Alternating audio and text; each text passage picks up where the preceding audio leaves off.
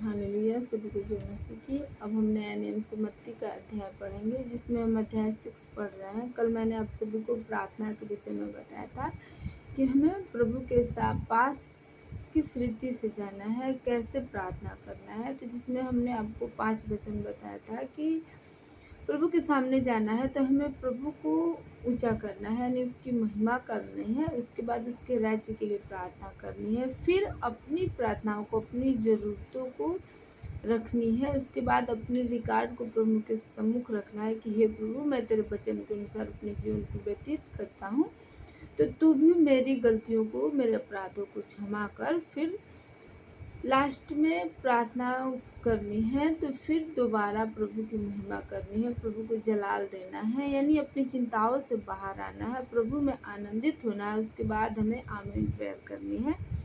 आज हम पढ़ेंगे उपवास के विषय में। प्रभु के वचन में लिखा है कि जब तुम उपवास करो तो कपटियों के समान तुम्हारे मुंह पर उदासी न छाई रहे, क्योंकि वे अपना मुंह बनाए रहते हैं ताकि लोग उन्हें उपवासी जाने।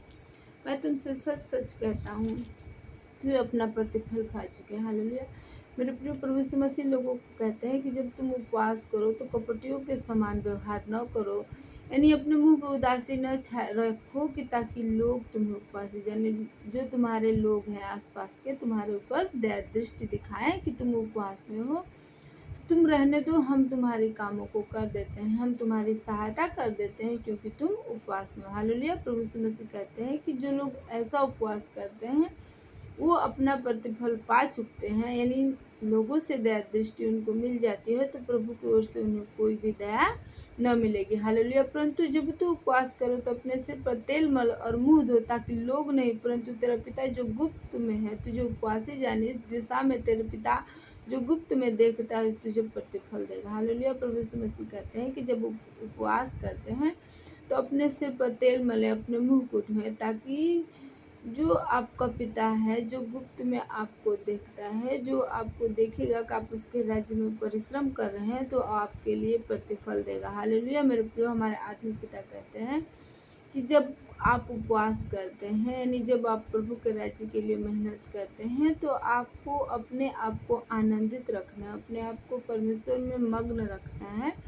ऐसा ना हो कि आप उपवास में हैं तो आप उस दिन सारा दिन नींद लेते रहें और शाम को उठे और नहाए धोए और खाने के लिए बैठ जाए। हालेलुया। मेरे प्रिय, हमारे आत्मिक पिता कहते हैं कि यदि हम उपवास में रहते हैं तो हमें उपवास के साथ साथ प्रार्थना भी करनी है, वचन भी पढ़ना है, ताकि जो हमारा प्रभु है हमें अपनी मेहनत को करते हुए देखें कि नहीं, हम प्रभु में हैं, हम उपवास में हैं, तो भी हम अपनी मेहनत को निरंतर करते जा रहे हैं, तो हमारा प्रभु है हमें प्रतिफल देगा। हालेलुया। मेरे प्रिय, हमारे आत्मिक पिता कहते हैं कि हमें लोगों की दया नहीं बटोरनी है, हमें प्रभु की दया को बटोरनी है, प्रभु की दया के नीचे अपने जीवन को बिताना है, ताकि हमारे जीवन में उद्धार और छुटकारा आ सके। हालेलुया।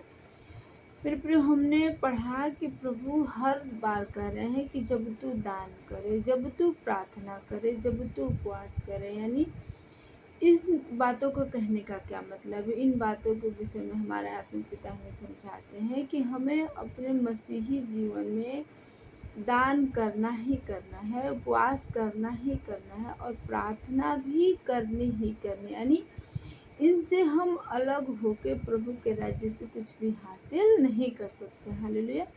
मेरे प्रिय, हमारे आत्मिक पिता समझाते हैं कि प्रभु ने हमें ये नहीं कहा कि अगर तू प्रार्थना करे, अगर तू उपवास करे, अगर तू दान करे। हालेलुया। हम अपने संसारिक जीवन में इन वचनों का भी प्रयोग करते हैं कि यदि अपने बच्चों को, जब वो छोटे रहते हैं तो हम कहते हैं कि जब तुम पढ़ने जाओगे, ये नहीं कहते हैं कि अगर तुम पढ़ने जाओगे, यानी हम ये नहीं सोचते हैं कि हमारा बेटा पढ़ेगा या नहीं भी पढ़ेगा, अनपढ़ भी रह सकता है। हालेलुया। नहीं, हम कहते हैं कि जब तुम बड़े हो जाओगे तो पढ़ने जाओगे, तो तुम्हें इन कामों को करना है, तुम्हें आगे बढ़ना है, तुम्हें इस रीति से अपने जीवन को बिताना है। हालेलुया। जब हम अपने संसारिक जीवन में जिन कामों को हमें करना ही करना है, तो उसके लिए जब का प्रयोग करते हैं, अगर का प्रयोग नहीं करते। इसीलिए हमारा जो पिता है जो हमारा स्वर्गीय बाप है वो भी हमें ये नहीं कहता है कि अगर तुम प्रार्थना करो, अगर तुम उपवास करो, अगर तुम दान करो, नहीं।